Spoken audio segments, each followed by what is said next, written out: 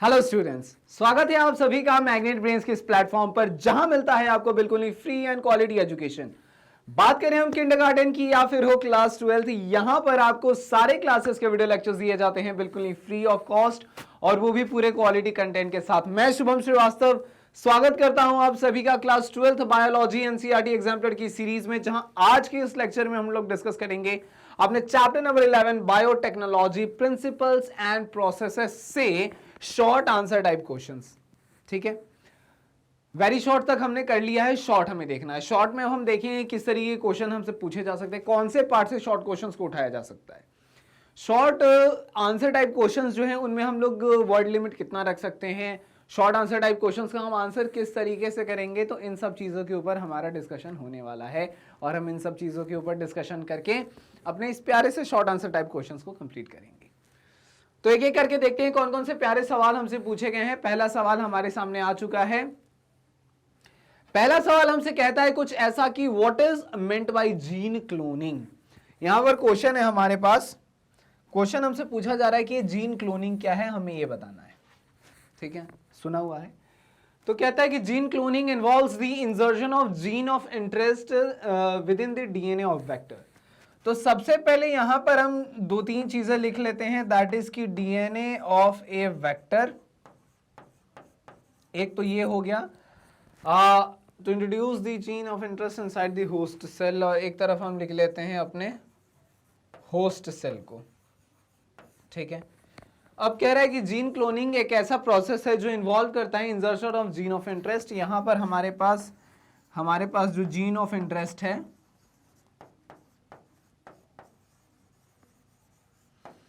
इस gene of interest का insertion होना है किसमें, तो वेक्टर के डीएनए में।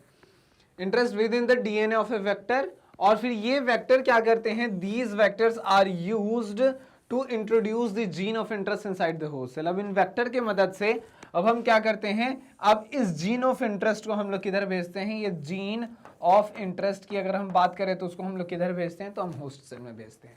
तो इस तरीके से जीन की क्लोनिंग होती है। तो फाइनली क्या है कि इसमें क्या है, जो जीन ऑफ इंटरेस्ट है इसको सबसे पहले डीएनए जो वेक्टर की डीएनए में भेजा गया, और फिर यहां से इन वेक्टर से फिर किधर भेजा गया, तो होस्ट सेल में भेजा गया। तो इसी चीज को हम लोग जीन क्लोनिंग के नाम से जानते हैं, राइट। आप इसको नोट कर सकते हो, आप इसको स्क्रीनशॉट निकाल सकते हो। फिर हम चलते हैं अपने अगले सवाल क्वेश्चन नंबर 2 की तरफ और देखते हैं क्वेश्चन नंबर 2 में हमसे क्या पूछा गया है। तो क्वेश्चन नंबर 2 हमारे सामने आ चुका है और क्वेश्चन नंबर 2 हमसे कहता है कि दो लोगों की बात हो रही है, दो लोग हैं। एक है जो वाइन बनाता है, मतलब एक है जो वाइन बनाता है, वाइन मेकर है, और दूसरा है जो मॉलिक्यूलर बायोलॉजिस्ट है। ठीक है, तो both wine maker and A molecular biologist that had developed A recombinant vaccine. एक ऐसा मॉलिक्यूलर बायोलॉजिस्ट है जिसने क्या बनाया है, रिकॉम्बिनेंट वैक्सीन बनाया है, और दोनों क्लेम करते हैं, क्लेम टू बी बायोटेक्नोलॉजिस्ट, और दोनों क्या क्लेम करते हैं कि मैं बायोटेक्नोलॉजिस्ट हूं। तो आपके ओपिनियन से क्या ये सही है? अब आप कहोगे कि सर जो वाइन बना रहा है उसको हमने बायोटेक्नोलॉजिस्ट का दर्जा दे दिया। तो वाइन बनाने वाले का कहना है कि मैं बायोटेक्नोलॉजिस्ट हूं, और एक ऐसा मॉलिक्यूलर बायोलॉजिस्ट जिसने एक रिकॉम्बिनेंट वैक्सीन बनाया है वो भी कहता है कि मैं भी बायोटेक्नोलॉजिस्ट हूं। मतलब कुछ तो ऐसा टेक्निक्स का वो यूज कर रहे हैं जिसके कारण उन्होंने अपने आप को कहा है। तो देखिए, हम दोनों को गलत नहीं कह सकते, दोनों को हम सही कह सकते हैं कि हाँ दोनों एक काइंड ऑफ बायोटेक्नोलॉजिस्ट हैं। अब कैसे हैं, तो चूंकि जो वाइन बना रहा है वो किसका यूज करता है, तो यूज करता है ईस्ट का टू प्रोड्यूस इथेनॉल। ये क्या कर रहा है, वाइन बनाने के लिए क्या कर रहा है, कौन अपना सामने आ रहा है, तो ईस्ट का यूज किया जा रहा है। अब ईस्ट के मदद से बनाया क्या जा रहा है, तो इथेनॉल बनाया जा रहा है। अल्कोहल मतलब यहां से बन रहा है। ये कैसा प्रोसेस है, तो ये नेचुरल फेनोमेनन है, नेचुरल है। ठीक है, नेचुरल फेनोमेनन की बात हो रही है। तो इस तरीके से हमें दिखता है क्या कि यहां पर कुछ तो ऐसा हो रहा है। तो इसलिए वाइन बनाने वाले ने, चूंकि ये वाइन बनवा रहा है, वो वाइन बना रहा है, उसकी फैक्ट्री में बन रहा है या फिर जो भी है, तो उसने अपने आप को बायोटेक्नोलॉजिस्ट का दर्जा दिया। अब दूसरी तरफ जिसने रिकॉम्बिनेंट वैक्सीन ही बना दिया है वो क्या कर रहा है, वो एक मॉलिक्यूलर बायोलॉजिस्ट है जिसने एक वेक्टर का यूज किया है with a high copy number two produce a large number of antigen. तो या तो जितना ज्यादा कॉपी होगा उतना ज्यादा प्रोड्यूस होगा, तो उसने क्या किया है, एक लार्ज नंबर का यूज किया है। और वो पहला प्रोसेस नेचुरल था और दूसरे में इसने करवाया है खुद से, आर्टिफिशियली उसने ये करवाया है। तो दोनों करवा क्या रहे हैं इस तरीके से, तो एक इथेनॉल बनवा रहा है तो और एक क्या कर रहा है, एक ने बनाया है रिकॉम्बिनेंट वैक्सीन। तो हम कह सकते हैं कि दोनों ही कहीं ना कहीं एक काइंड ऑफ बायोटेक्नोलॉजिस्ट हैं, ठीक है। सो हम ये कह सकते हैं कि बोथ आर करेक्ट, दोनों को हम करेक्ट कह सकते हैं, उनकी बातें मानी जा सकती है, राइट। इसको भी आप नोट कर सकते हो, आप इसको भी स्क्रीनशॉट निकाल सकते हो। फिर हम चलते हैं आगे अपने अगले सवाल की तरफ और देखते हैं कि क्वेश्चन नंबर 3 में हमसे क्या पूछा जा रहा है। क्वेश्चन नंबर 3 हमसे क्या कहता है, ये रहा हमारा क्वेश्चन नंबर 3। तीसरा सवाल हमसे कहता है कुछ ऐसा कि recombinant DNA molecule was created by ligating a gene to a plasmid vector. कहने का मतलब है कि ये रिकॉम्बिनेंट डीएनए मॉलिक्यूल को बनाया गया है। कैसे बनाया गया है, तो by ligating a gene to plasmid vector. By mistake, गलती से हुआ कुछ ऐसा कि एक एक्सोन्यूक्लियस जो है वो ऐड हो गया, added to the tube containing the recombinant DNA. मान लिए हमने क्वेश्चन में देखा था, हम एक जगह जानते हैं कि इस एक्सोन्यूक्लियस का काम तो कुछ ऐसा है कि इसका काम है कट करना, ठीक है, इसका काम है कट करना। लेकिन फिर भी गलती से एक एक्सोन्यूक्लियस जिसको नहीं आना चाहिए था वो बीच में कहीं घुस जाता है।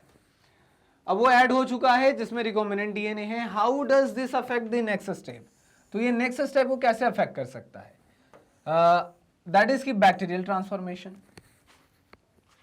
अब हमने देखा था कि जब ये एक्सोन्यूक्लियस होता है, एक्सोन्यूक्लियस का काम क्या था कि ये जो अगर हमारा स्ट्रैंड है तो इसके आखिरी ये एंड पे जाता है और फिर यहां से क्या करता है, कटिंग का काम करता है। लेकिन चूंकि ये कहीं बीच में है, ये कहीं बीच में ये फंस गया, अगर ये सर्कुलर है, अगर ये कहीं बीच में फंस गया है, तो बीच में फंसने से एक्चुअली एक्सोन्यूक्लियस को चाहिए क्या, एक एंड की जरूरत होती है, एक एंड की जरूरत होती है। लेकिन इस वाले केस में ये जो एक्सोन्यूक्लियस है भी इसको क्या नहीं मिलेगा, तो इसको एंड नहीं मिलने वाला है। और जब इसको एंड नहीं मिलेगा तो ये अपना काम नहीं कर पाएगा। तो ये जैसा करना चाह रहा है एक्सोन्यूक्लियस, जो करना चाहता है वो नहीं कर पाएगा। तो कह रहा है कि it would not affect the constructed recombinant DNA, बने बनाए रिकॉम्बिनेंट डीएनए को ये कुछ अफेक्ट नहीं करने वाला है, क्योंकि the endonuclease would not recognize this specific palindromic nucleotide sequence and will not cut at a specific position as the recombinant DNA has no free ends. Exonucleus होना चाहिए था इसको, ठीक है। अब क्या होगा, अब इसको क्या होगा कि इसको कोई फ्री एंड नहीं मिला है, तो फ्री एंड नहीं मिलने से क्या होगा, it will not cut at a specific position, ठीक है। नोट कर सकते हैं, स्क्रीनशॉट निकाल सकते हैं। फिर हम चलते हैं अपने नेक्स्ट क्वेश्चन नंबर 4 की तरफ और देखते हैं कि चौथा सवाल हमसे क्या पूछा जा रहा है, राइट। चौथा सवाल हमारे सामने आ चुका है। क्वेश्चन नंबर 4 का कहना है कुछ ऐसा कि restriction enzymes that are used in the construction of recombinant DNA.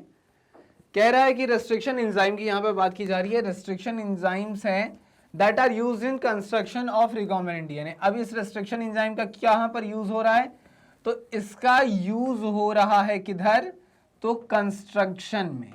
अब किस चीज के कंस्ट्रक्शन में यूज हो रहा है, तो कंस्ट्रक्शन होना है रिकॉम्बिनेंट डीएनए का, ठीक है। मतलब रिकॉम्बिनेंट डीएनए को बनाने में रेस्ट्रिक्शन एंजाइम का काम सामने आया। Are endonucleases which cut the DNA at specific recognition sequence. What would be the disadvantages if they do not cut the DNA at a specific recognition sequence। अब ये बोल रहा है कि इसको स्पेसिफिक रिकॉग्निशन सीक्वेंस पे इसको कट करना है, लेकिन आपको ये बताना है कि क्या what would be the disadvantages, क्या डिसएडवांटेज हो सकता है अगर जो है इसको जिस स्पेसिफिक सीक्वेंस को जहां पर ये कट करना था वहां पर अगर ये कट नहीं कर पाता है, तब किस तरीके का डिसएडवांटेज मिल सकता है आपको।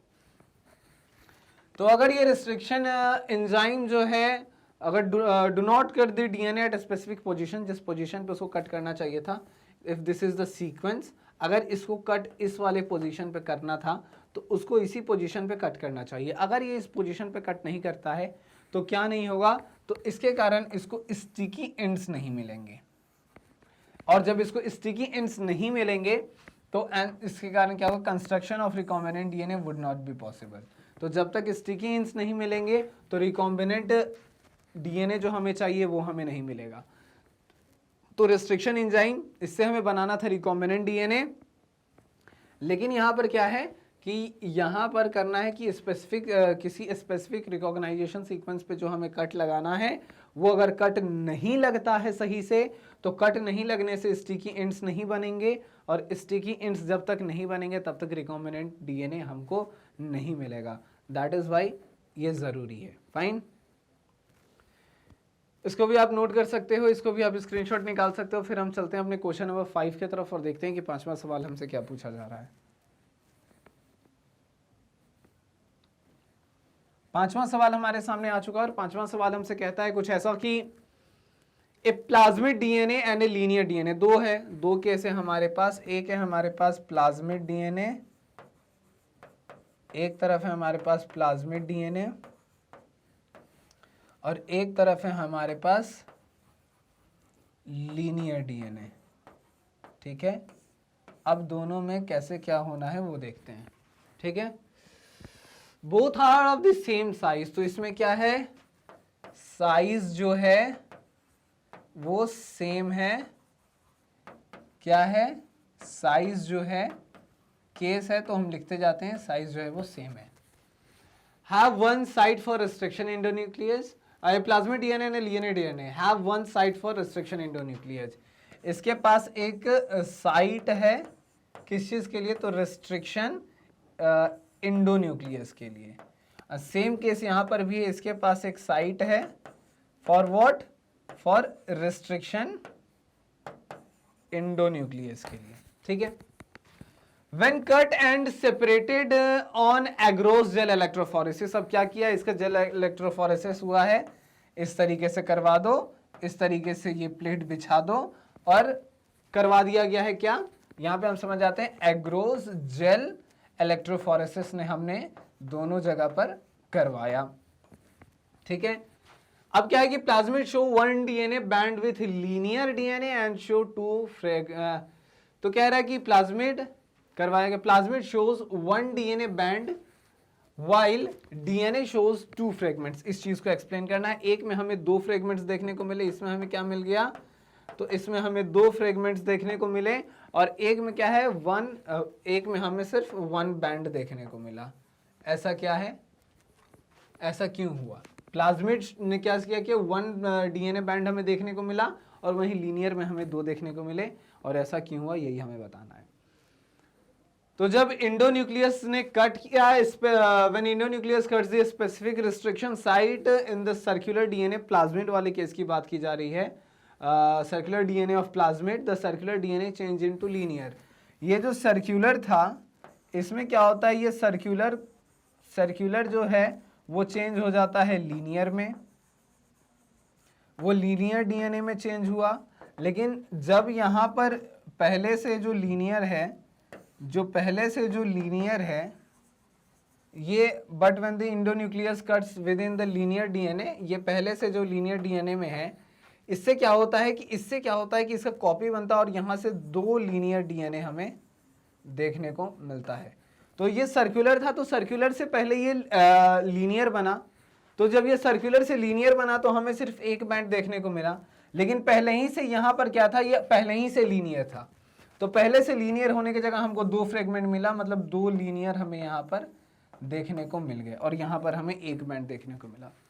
ठीक है, तो यही कारण होता है इसका, इसको भी आप नोट कर सकते हो, आप इसका भी स्क्रीनशॉट निकाल सकते हो। फिर हम चलते हैं अपने अगले सवाल क्वेश्चन नंबर 6 की तरफ और डिस्कस करते हैं कि हमारा छठा सवाल हमसे क्या पूछा जा रहा है। राइट,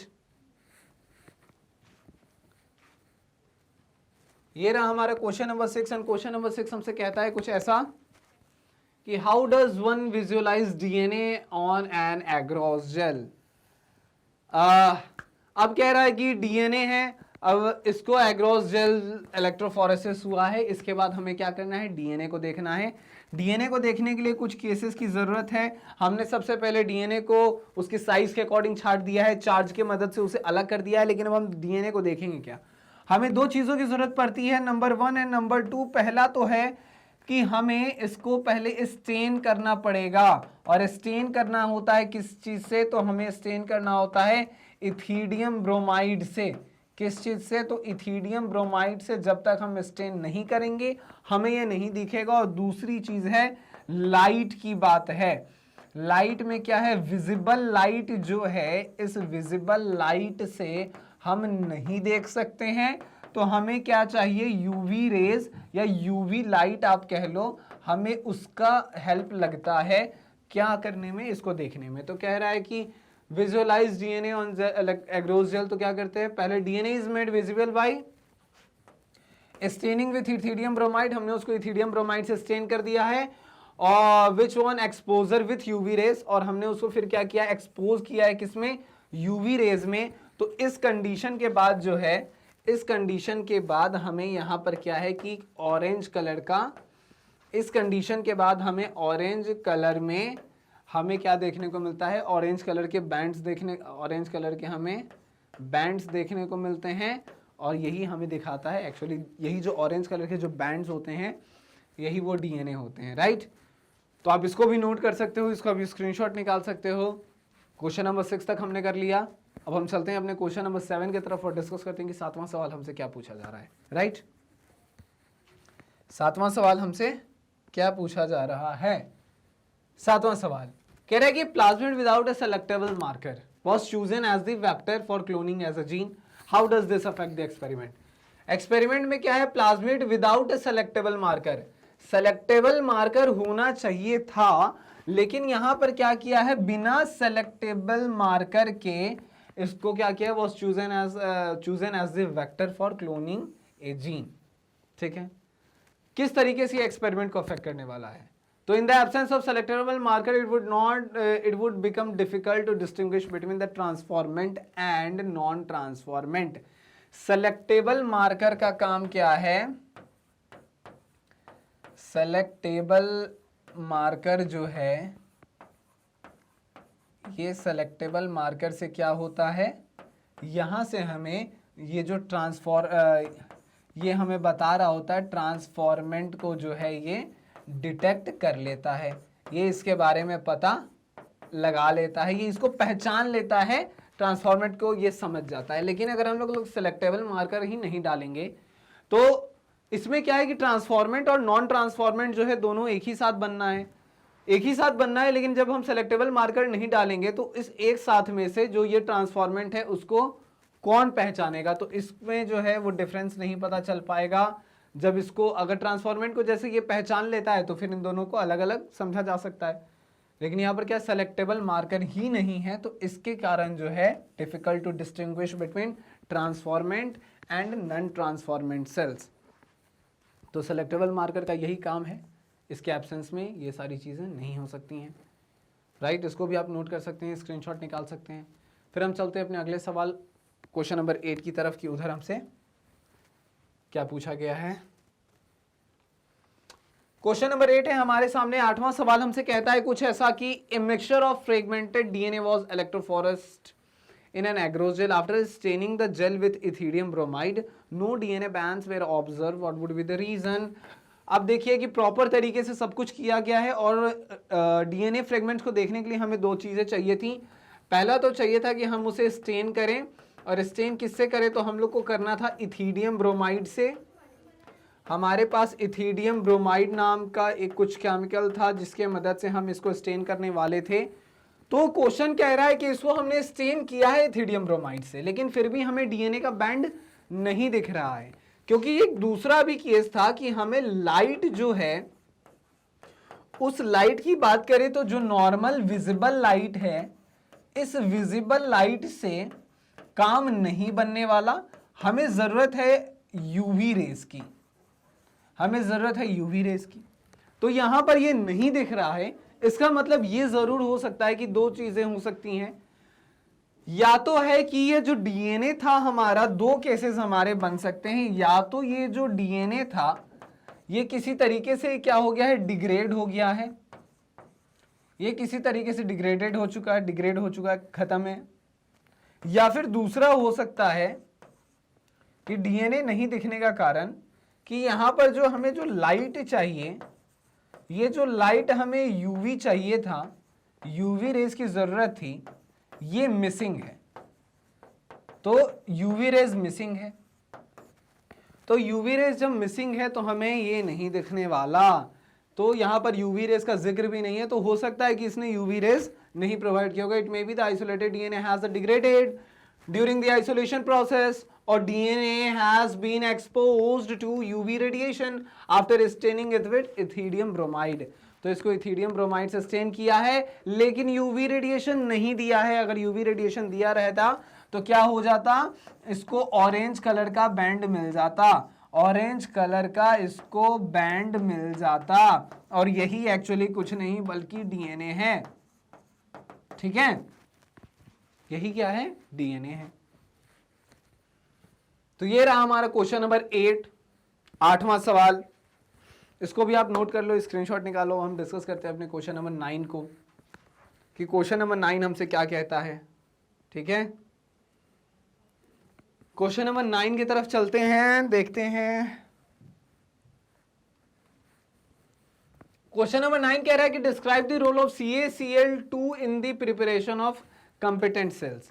कंपिटेंट सेल्स के बारे में हमने देखा था, कंपिटेंट सेल्स के बारे में हमने देखा था कि यहां पर कंपिटेंट सेल्स के बारे में देखा था दो चीजें, हाइड्रोफोबिक, हाइड्रोफिलिक। हाइड्रोफिलिक का मतलब है, एक चीज है दैट इज की हाइड्रोफिलिक।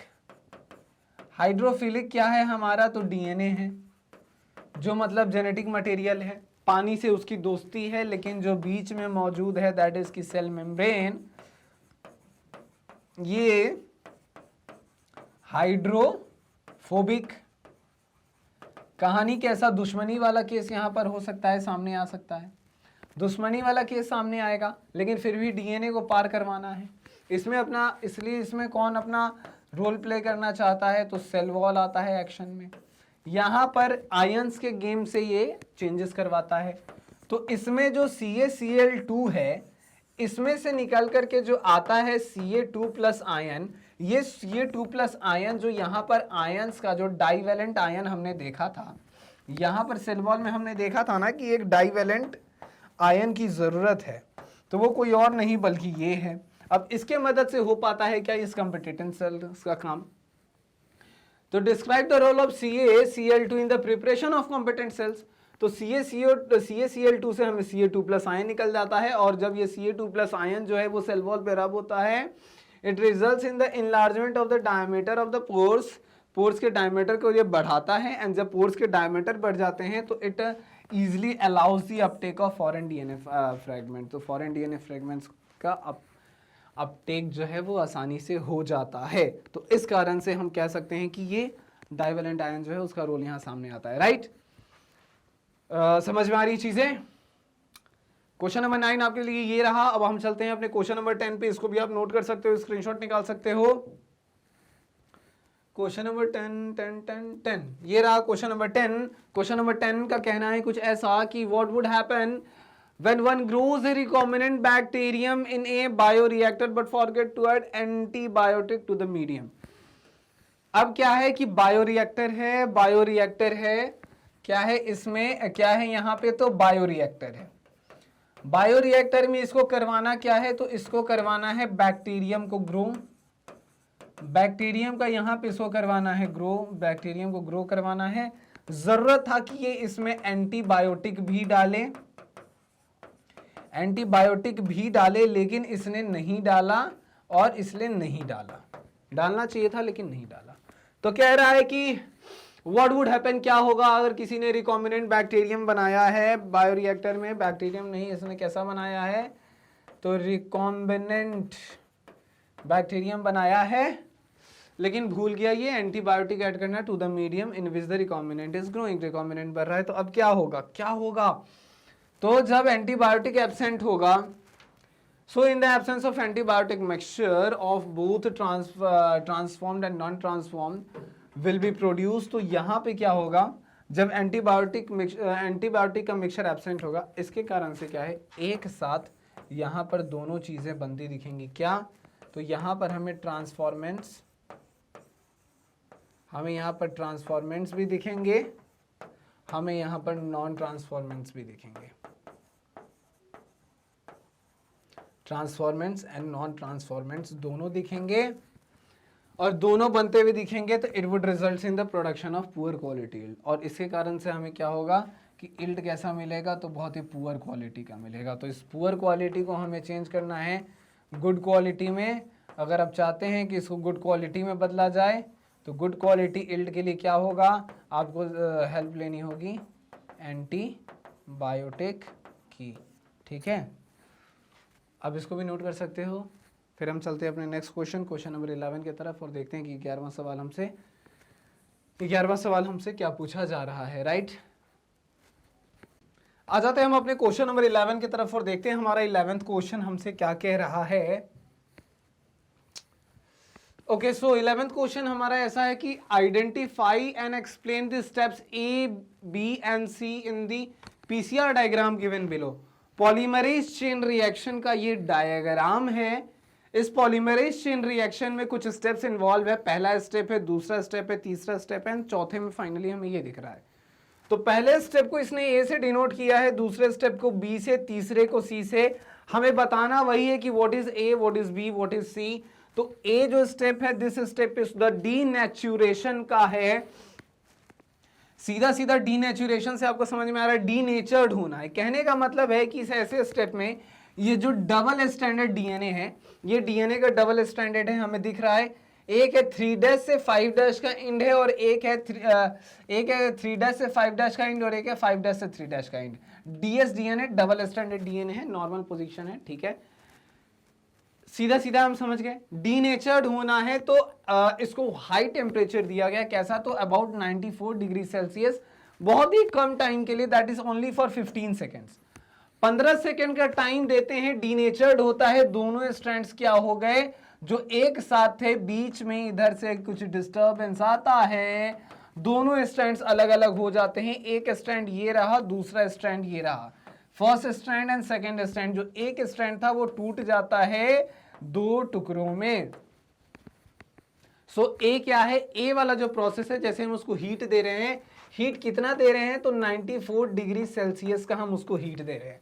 94 डिग्री सेल्सियस बहुत ही कम समय के लिए, ओनली फॉर 15 सेकेंड्स हमने हीट दिया है। 94 डिग्री सेल्सियस, डीएनए का डीनेचुरेशन हो गया, दो स्ट्रैंड्स में टूट गया। अब है हमारे पास बी। व्हाट इज बी, तो B is, this is the annealing. Annealing में क्या हो रहा है कि प्राइमर्स आर एडेड। अब यहां पर इस वाले स्ट्रैंड में देखिए 3' से 5' है, कोई सीक्वेंस चल रहा होगा। 5' से 3' है, कोई सीक्वेंस चल रहा था। प्राइमर्स को जो है वो ऐड किया जा रहा है। प्राइमर्स जो है, this is the primer and this is the primer. ये जो 3 से 5 जो है, एक लाइन है, दैट इज की 3' to 5' जो दिख रहा है, इसके ऊपर जो है आकर के जो जुड़ा है, तो कैसा होता है, एंटी पैरेलल होने के लिए 5' से 3' एंड आकर के जुड़ा। सेम विथ ऊपर वाले में जो 5' से 3' है, आकर के जुड़ा, दैट इज दी 3' से 5'। अगर हम लोग इतने ही छोटे से टुकड़े को काट के देखेंगे तो ये कुछ इस तरीके का दिख रहा है, या फिर हम इस छोटे से टुकड़े को ही काट के देखेंगे तो कुछ इस तरीके से दिख रहा है। तो पहले स्टेप में जी अलग अलग हो गया, दूसरे स्टेप में फिर इसको डबल करने के लिए प्राइमर्स आकर के जुड़ रहे हैं, और इस प्राइमर जुड़ रहे हैं, और ये काम हो रहा है कितने पे, तो यहां पर हमने 94 डिग्री सेल्सियस रखा था, और इस वाले जगह पर हम कितना टेम्परेचर रखने वाले हैं, तो 450 डिग्री का जो टेम्परेचर है हम वो रखने वाले हैं। कितना है, तो 450 डिग्री सेल्सियस का हम टेम्परेचर रखने वाले हैं, और साथ साथ यहां पर एक आयन यूज हो रहा है, दैट इज दी Mg2+। तो यहां पर क्या हो रहा है, हमको पहले में हमने क्या किया, उसको डीनेचर्ड किया है, और दूसरे में हम क्या कर रहे हैं, उसमें प्राइमर्स ऐड कर रहे हैं। और जो तीसरा सी है हमारा, इसमें एक्सटेंशन हो रहा है। ये जो प्राइमर ऐड हुआ था, ये वाला प्राइमर इधर ऐड हुआ था, और इधर जो प्राइमर ऐड हुआ था, अब ये प्राइमर का देखने की एक्सटेंशन हो रहा है। तो Taq polymerase is used to extend the primer by adding the nucleotide at the temperature of 72। अब टेम्परेचर कितना है, 72 है, और यहाँ पर किसको ऐड किया जा रहा है, तो न्यूक्लियोटाइड जब धीरे धीरे ऐड होते जा रहे हैं तो ये क्या हो रहा है, बस यहाँ पर आपको दिखा था कि 1 2 तक ये सीमित था, अब ये 3 4 5 6 7 8 9 10 आपको दिख रहा होगा, नीचे भी 10, 2 से बढ़ गया, ये 2 से बढ़ गया 10 तक। कहने का मतलब है कि इसमें कितने हो गए, तो 8 न्यूक्लियोटाइड जो हैं वो क्या हो गए, ऐड हो गए फाइनली। तो 8 न्यूक्लियोटाइड ऐड हो गया and this is the extension. तो पहला जो A है, A is nothing, this is the denaturation. What is B, तो B का नाम है एनिलिंग, इसमें प्राइमर्स को जोड़ रहे हैं, एंड तीसरा है एक्सटेंशन जिसमें एक्सटेंड हो रहा है, और फाइनली यहाँ पर क्या है, हमें यहाँ पर क्या मिल रहा है, एम्पलीफाइड हमें मिल गया, amplified that is give 1 billion times, and this is what, तो दिस इज, यहाँ पर हमें कहना है कि PCR डायग्राम है हमारे पास, that is polymerase chain reaction का ये हमारे पास डायग्राम है। पहला स्टेप दैट इज डीनेचुरेशन, दूसरा एनिलिंग एंड तीसरा एक्सटेंशन। नोट कर सकते हैं, स्क्रीनशॉट निकाल सकते हैं। बहुत ही प्यारा सा, बहुत ही छोटा सा, आसान सा सवाल आपके सामने ये रहा, इसको आप देख लीजिए, जान लीजिए, समझ लीजिए। फिर हम चलते हैं अपने क्वेश्चन नंबर 12 की तरफ और देखते हैं कि क्वेश्चन नंबर 12 हमसे क्या पूछ रहा है, राइट। क्वेश्चन नंबर 12 अगेन है हमारा कुछ ABC टाइप। तो name the regions marked ABC। सबसे पहले तो ये क्या है, PBr 322 का डायग्राम है, इसमें A, B और C को डिटेक्ट करना है। तो व्हाट इज A, तो A is BAM HI, B क्या है, तो B है that is PST1 and C is AMPR। तो ये आप इसको डायग्राम NCERT में भी गिवन है ये डायग्राम। A की जगह पर आप क्या लिख सकते हैं, तो A इज दैट इज की BAM HI, यहाँ पर B के जगह पर आप लिख सकते हैं that is PSTI and C जो है यहाँ पर दैट इज की AMPR। तो इस तरीके से आपका ये कंप्लीट होता है। यहाँ पर हमने कंप्लीट किया, आपने नोट कर सकते हो, आप स्क्रीनशॉट ले सकते हो। तो इस तरीके से हमने कंप्लीट किया है अपने इस शॉर्ट आंसर टाइप क्वेश्चंस को फ्रॉम दिस चैप्टर। उम्मीद है कि आपको समझ में आया होगा, समझ में आया तो बहुत अच्छी बात है, नहीं समझ में आया आप दोबारा दे करके समझने की कोशिश कर सकते हैं, अपने लैंग्वेज में आंसर्स को लिखने की कोशिश कर सकते हैं। कोई डाउट है तो आप ज़रूर कमेंट बॉक्स में पूछ सकते हैं। साथ साथ एक इन्फॉर्मेशन आपके साथ शेयर करना चाहता हूँ, that is about magnet brains. इस एग्जाम की घड़ी में मैग्नेट ब्रेन्स एक ऐसा प्लेटफॉर्म है आपके लिए जो आपके एग्जाम को बहुत ही बेहतरीन बना सकता है।